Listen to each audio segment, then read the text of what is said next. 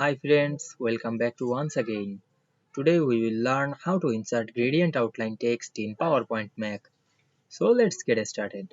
Firstly, we have to open a PowerPoint presentation. Then we want to insert gradient outline text, go to the new slide option, then choose blank. Then go to the insert menu and click the word art option, then choose any word art. Now I am select the word art, then type text on the word art. And then select the text and go to the home menu, then increase the font size,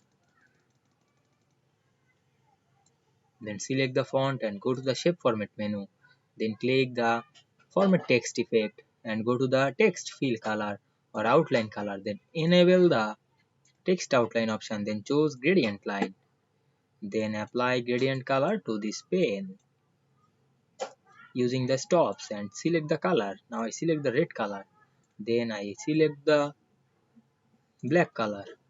Now we can see we make a gradient text, but it's not clear. Now we want to clear this gradient text using the wide option and increase the wide.